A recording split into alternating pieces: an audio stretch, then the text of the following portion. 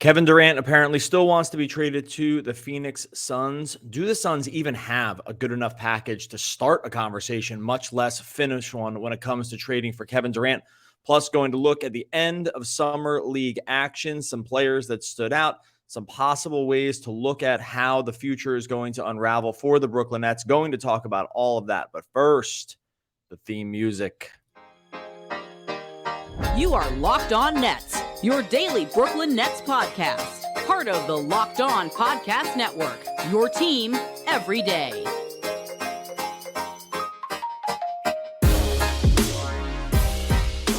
Brooklyn,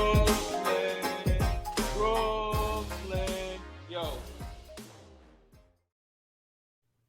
All right, welcome back to the Locked On Nets podcast and the Locked On Podcast Network. It's your team, the Brooklyn Nets, every single day. Today's episode is brought to you by Bet Online. Bet Online has you covered this season with more props, odds, and lines than ever before.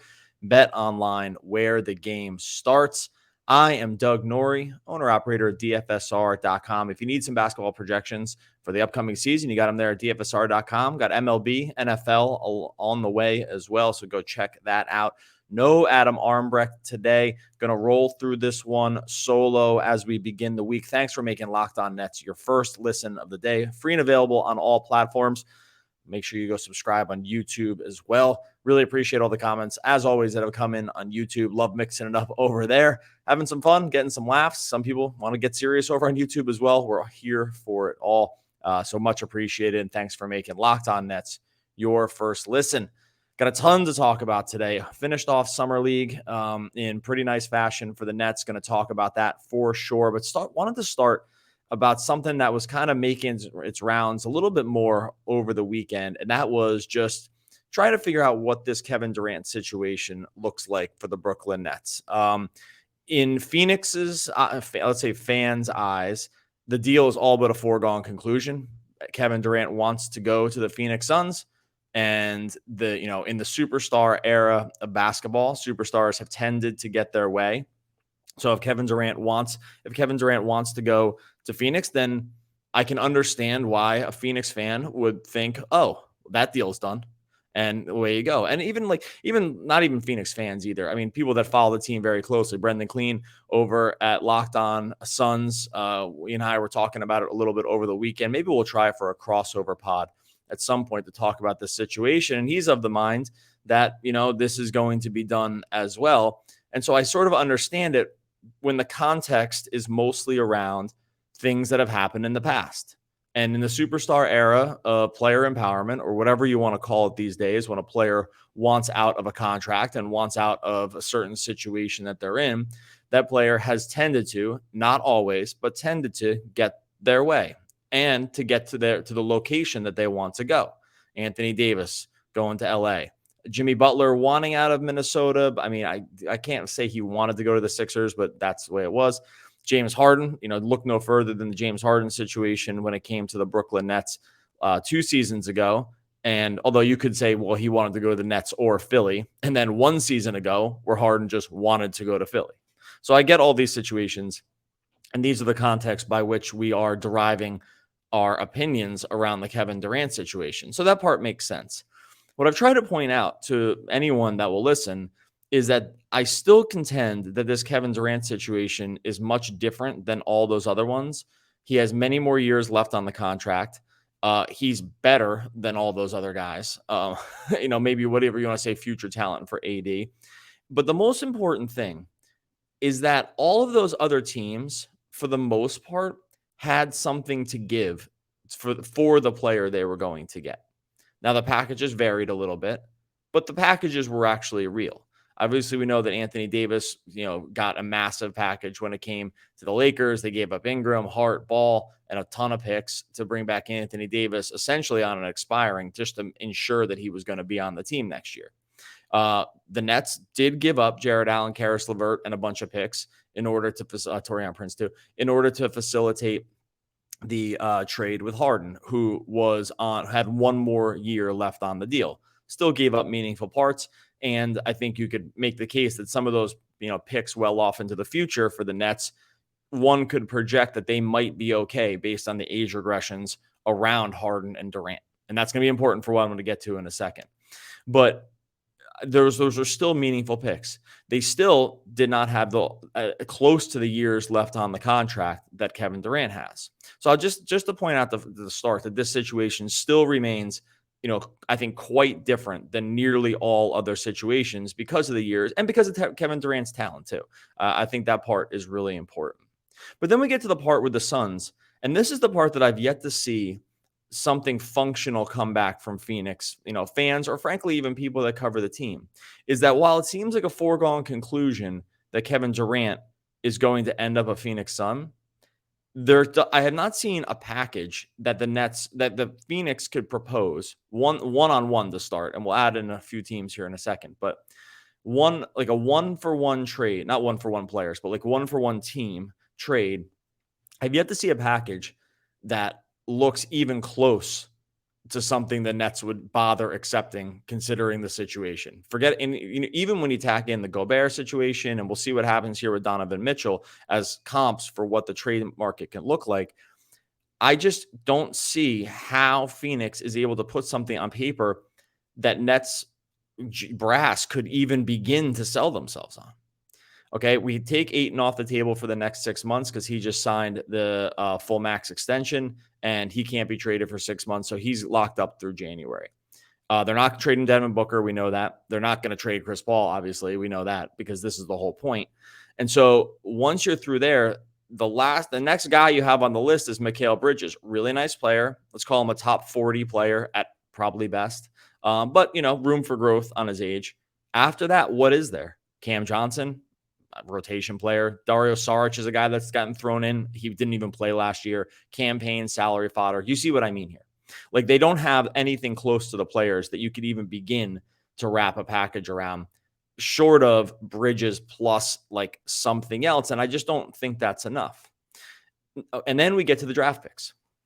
So here's the other thing about something of the difference around the draft pick equity that you'd be getting back from Phoenix Suns. Yeah, let's say Phoenix wants to throw in 5 picks. I'm not sure if they can even do it because of the Stepien rule, but let's just say they're able to get 5 picks or 4 picks plus a swap or 2 swaps or something in there.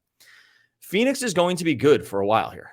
Like, these Phoenix picks are not going to be quality picks for a long time, because even if let's say they trade Kevin Durant to Phoenix. That team next year would be awesome. There'd be no way the pick would be in the lottery, like almost 0.0% chance. They could sustain many injuries probably and still make the playoffs because that team would be loaded with Paul, Durant, Booker, and Ayton, and then like whatever else filler they have. But they're in an interesting place now, Phoenix, where those picks aren't going to be good for a while because they have Devin Booker and DeAndre Ayton who are super young. Like, that's going to be a borderline playoff team and in their worst versions for years to come, even after Chris Paul and Kevin Durant come off the books. Like, this is the part where people forget. A lot of those other trades, you could kind of set yourself on a path to say, oh, these, 3 years from now, these picks might look pretty good. That's not going to be the case with the Suns. The picks will never be, almost under no scenario, short of Booker asking out, in 3 years. Like, there's no chance where these picks are going to be good. And so this is the part where I think, I don't want to call it delusional, but I just don't see it. Like, I just don't see it. You want to add in other teams? No one has shown me what that path is yet either. Sometimes it was starting around Donovan Mitchell, but it's looking a lot like he's going to go to the Knicks, and the Knicks are just going to kind of unload the bag here for Donovan Mitchell. And can the Nets and Suns kind of cram their way into a 3-team deal there? Maybe. I think that'd probably be one of the few scenarios. But where are these other mystery teams with high quality players coming in as part of a 3-team deal? And this is where I've just never seen the example. I have not seen the solid example that's realistic. Like, do not give me Mikal Bridges, Cam Johnson, and 5 picks for Kevin Durant. That just doesn't get it done. That's not real. That's not what I mean by realistic. The realistic example of a trade, even based on like Gobert stuff or Anthony Davis trades or all this other comps that we have for Drew Holiday, comps we have for very high quality players getting moved. Like, I just haven't seen it presented. So if you have it presented, I'd love to see it. I'm personally just not seeing it. That's why I'm becoming increasingly bullish on the idea that Kevin Durant, that we're going to see those odds around Kevin Durant coming back to the Brooklyn Nets increase as the summer goes on, unless there's some kind of major market shift here, or Durant fully goes for it and says he's going to sit out. But I still think the Nets almost need to call the bluff if these are going to be the deals. So this is an interesting situation. My opinion, actually, as days go on, becomes increasingly not so much that he wouldn't go to the that he wouldn't be traded, but this is just not going to be the Suns. But happy to hear the dissenting side on that one, definitely for sure, because I think that this is one of those kinds of situations that still has a lot of moving parts. We've seen this play out in the NBA a ton of times. If history will tell us anything, my stance is going to be wrong. That's just based strictly on what's happened historically. So I totally get that part. This is just kind of where I land on today, because I'm just trying to look at this thing logistically. Going to get into some summer league stuff. Definitely some takeaways from this last game against Boston. It was a fun one to watch. I thought it was one of the most complete games. Have some takeaways on David Duke Jr., Day'Ron Sharpe. Some mostly positive, a couple on the other side, but we'll get into that here in a second. First, going to talk to you about our friends over at Bet Online, your number one source for all of your betting needs and sports info right now. If you go and look at the championship odds on Bet Online right now, this is the kind of thing I kind of keep my mind on, or my eye on, because it does give, sometimes a functional way to think about how next season is shaping up. Right now, the Phoenix Suns, aforementioned Phoenix Suns, plus 750 over at Bet Online. That's number 5. They're in the number 5 spot. You got to go down to the number 9 spot for the Brooklyn Nets. So they've been kind of creeping up there a little bit. They were down to 12 or 13 before. Could that mean, we're trickling back into the idea of Kevin Durant coming back? Could be. That's the kind of thing you're going to find over at Bet Online. They get every sport too. Maybe on the weekends you're getting into MMA or golf. Obviously, NFL right around the corner. Head on over to Bet Online right now. You'll learn about all the trends, all the action. Bet Online, where the game starts. All right, summer league action closed out for the Nets. They beat Boston 102-95 on Saturday night. They end up going 3-2 in summer league. I thought the performances were, mostly consistent for what we know about these guys. We saw a concentration around minutes with guys that probably, the guys we definitely know were going to be involved with the team going forward. Obviously, that's Cam Thomas, Day'Ron Sharpe, Kessler Edwards, and then we'll get to David Duke Jr. here in a second. Raquan Gray, we'll see where we land on him. He's got consistent minutes, started every game. There's a chance the Nets do like that skill set a little bit more than I do. He was on the 2A last year, but spent the whole season in Long Island, despite what the ESPN announcers want to tell you, where they wanted to tell you he started 4 games, where they consistently got that wrong on their broadcast. He did not. So he got those minutes. We saw a swapping of minutes around Kaiser Gates and Alondas Williams as the last 2 games went. I thought we were going to see more minutes out of Williams, who I thought played really well on Thursday evening, and then didn't get as many minutes against Boston. And then obviously Gates got the 22 minutes, but it was mostly around the starters here, because I think the Nets are breaking summer league and saying these are the guys that we know are going to either have actual roles on the team this year, or kind of have definitive 2 ways that this is what we're going to do with these guys. And this is at least the core, and maybe in quotes, core of young guys that we are coming out of summer league with. And some of these other guys, maybe outside of Williams, were just, summer league fodder. They were ways to fill out the roster. Maybe they got kind of hit on something with some dart throws here. I'm not sure we saw enough, but let's talk about what we did see from some of these guys, because I thought there were definitive takeaways, even from this summer league action. We've talked plenty about Cam Thomas already. Don't need to spend too much time here. I will say on a quick note about Cam Thomas, his last summer league game, I thought was his most complete game. Scored 25 points, was very efficient from the field, and 10 for 20. Didn't get to the line as much, but made really great decisions. I thought really, really good decision making out of him. Tried to get him more into the pick and roll. He had 6 assists. He probably should have had like 8, all things considered. But his game looked slowed down. It looked in control. He was making, I thought, excellent reads. So that was what we wanted to see out of Cam. I thought 2 of these 5 games, we really saw it in terms of a complete game. And I thought this was one of them. But let's talk about David Duke Jr. David Duke Jr.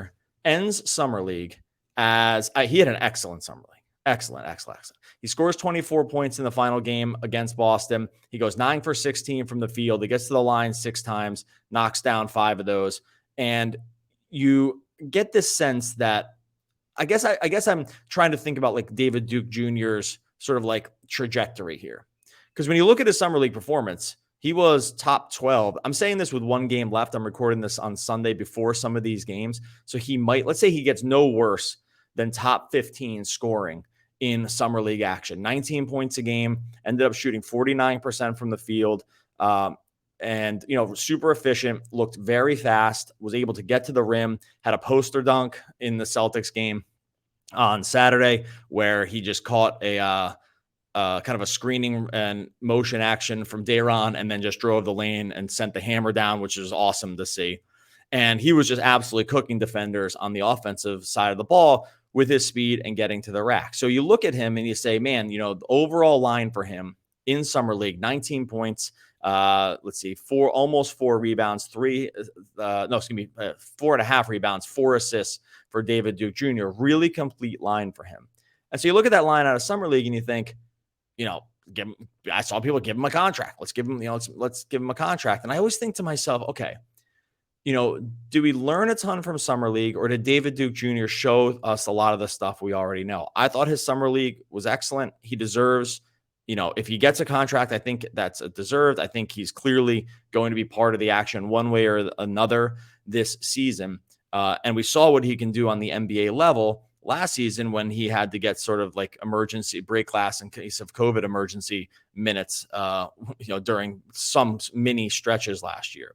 My one concern with David Duke Jr., well, here's the positives. Speed, he's got NBA level speed. He can turn the corner on an NBA level. He can get to the rim pretty much in terms of beating primary defenders really, really well. The energy is definitely there. He rebounds the position for his size at an excellent level.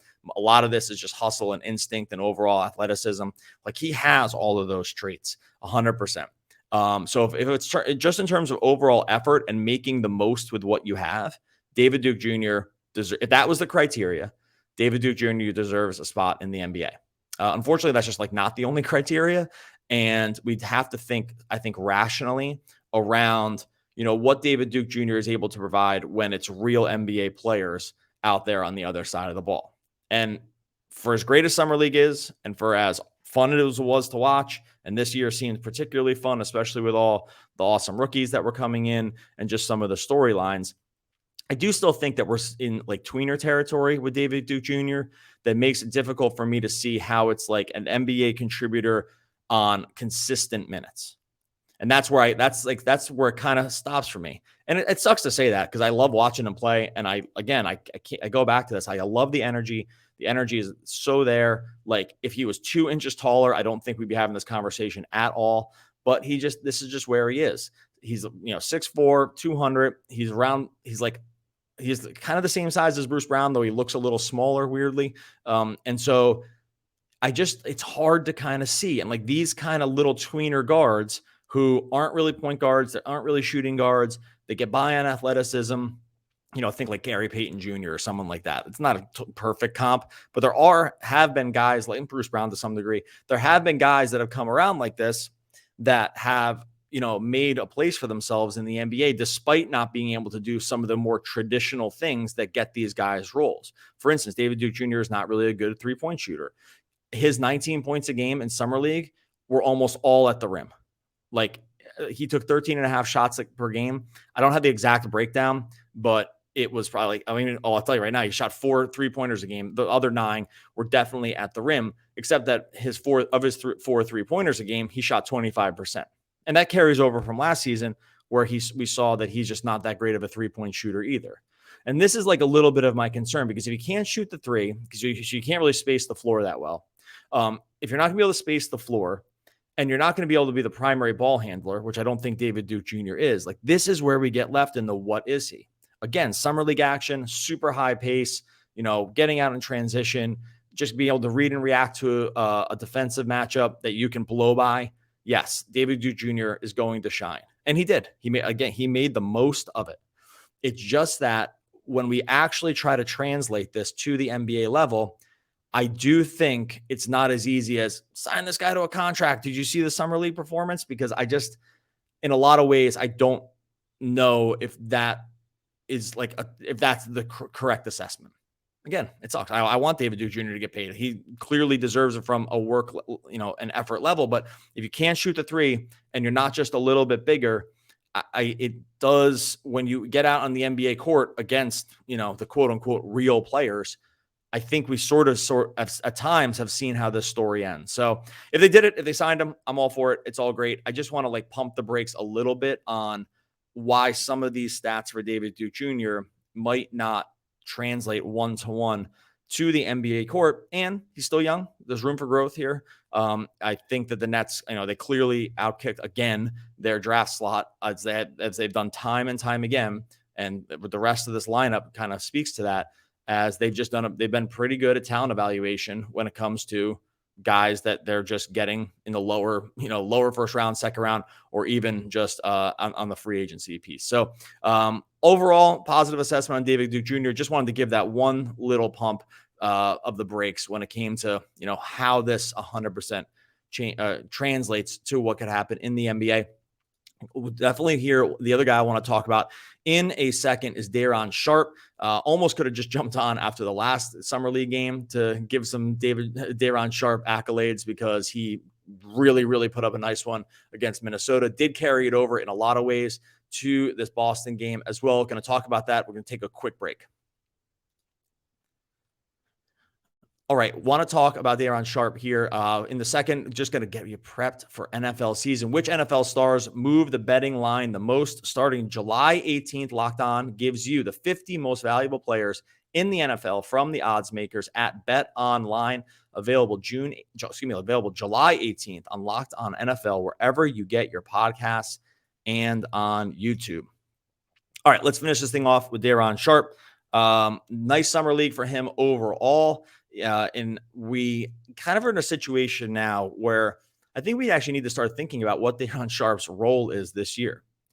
The Nets in the offseason, they had some free agency moves. They brought in Royce O'Neal with the trading the draft pick. They brought in TJ Warren. They brought in Edmund Sumner, and they did not bring any other bigs. And in fact, they've lost bigs. Andre Drummond signed with Chicago. Blake Griffin and LaMarcus Aldridge have not signed with anyone.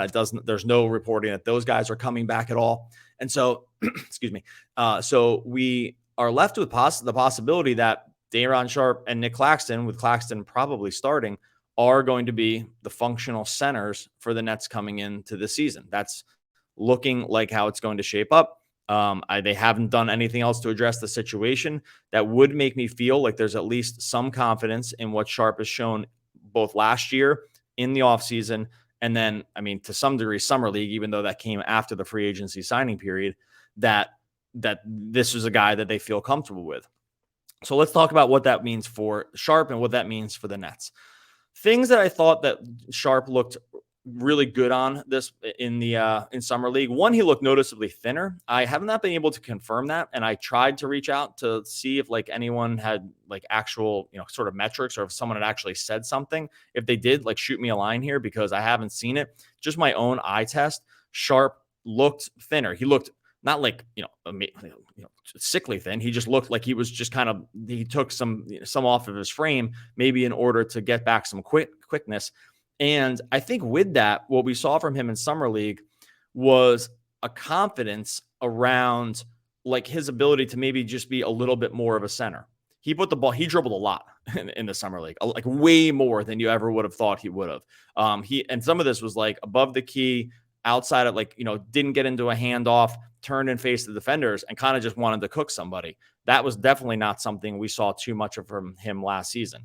There seemed to be a confidence around the ball handling. Sometimes that was overconfidence because he lost his handle a lot. He did have some turnovers, and it didn't always work. But I kind of do appreciate the effort, because I think it shows a want, or a feeling that he wants to maybe grow his game into something more than just your traditional on the block center. So we saw it through. Saw it through that piece. We also saw it through just him trying to shoot threes. He did shoot some threes in the Summer League action. He shot them at 30% on 2 attempts per game. 2 attempts is not an overwhelming amount, but when you're Sharpe, and the idea that maybe a stretch big is a thing that you can think about in terms of like increase, the 30% on 2 attempts a game. Being a stretch big is something the Nets haven't really had.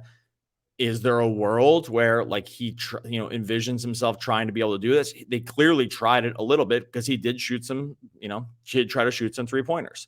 The shooting is still a work in progress for him there. The free throw shooting, which is usually a decent comp for what you're going to do from behind the arc, is still not totally there. 56% on more than 3 attempts in summer league, but there was an effort there.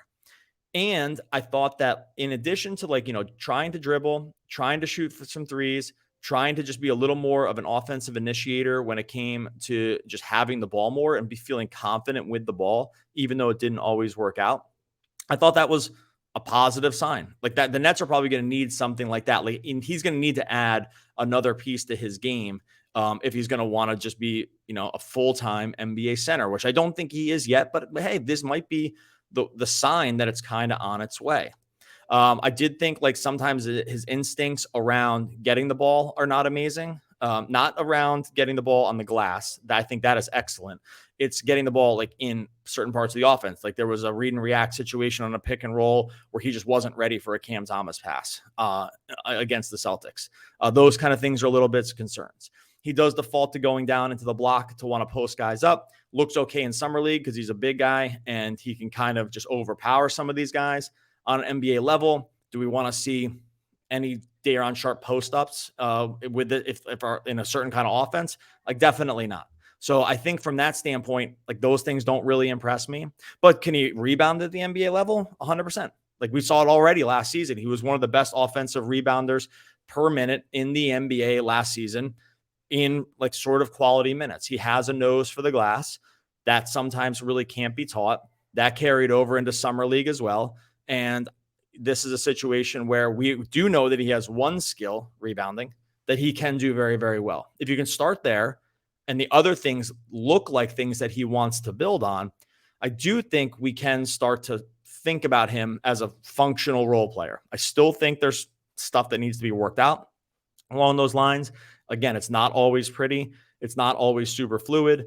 The overall just like intelligence, not his personal intelligence, like the basketball intelligence about like where to be and, where the ball is going to be finding him in a certain situation isn't 100% there, though it's getting there. And he kind of like David Duke Jr. in a lot of ways makes up for some of those deficiencies just with the effort. Because the effort is so much of this stuff, right? Like if you're going to put in the requisite effort, it's going to be hard for it to be terrible, right? Maybe it's not going to be amazing, but it's going to be really hard for it to be awful. And look, all NBA players put an effort. Like you can't make it to this level without having pretty much maximum effort. But there are guys, I will say, where the effort gets them a little bit further down, the career line than other guys, just because it just is a little bit higher than some of these other guys. I do think Sharpe qualifies under that stipulation. I think that like that, if we think about him that way, where it does seem like the work effort is there, it seems like he wants to be better. It seems like he's tried to grow certain parts of his game with an understanding that, hey, I'm going to need to be a little quicker here. I'm going to need to be able to stretch the floor a little bit. I'm going to maybe need to put the ball on the deck from time to time because like the defensive situation breaks down. I already know I can rebound. I already know I can get on the glass. If I can fill out some of these other parts of my game, I can be a real contributor. So what we're looking from Daron Sharpe in terms of minutes this year will be really interesting to see. It does look like, short of a Kevin Durant trade that upends the roster, it does look like he's going to probably get minutes just because of the way the rest of the roster is shaking out. We'll see if there's another move out there. Not too many other moves to make, I don't know, in terms of guys who like could be real NBA contributors. So we could be seeing more Daron Sharpe. And if that's the case, I think what we saw from him from Summer League is enough to feel at least okay about that. All right. We're going to be talking more with Kevin Durant, obviously, this week and probably end up through the offseason. We'll try to get something going with the Suns guys to see, what their thoughts are, because I know we definitely differ on how we see this thing playing out. In the meantime, make sure you subscribe over on YouTube. Make sure you subscribe to the podcast as well. Free available on all platforms. Free on YouTube as well. The way you help the podcast, you hit subscribe, you make sure it just shows up every day. Actually, listen to the shows and leave some comments. That helps as well. But this stuff is all free to do. It doesn't cost you anything. Adam is the one for the quotes from all the great American poets. So I'll always leave the quotes to him to end of the show. I will just end it by saying we'll be back again tomorrow talking more Brooklyn Nets basketball.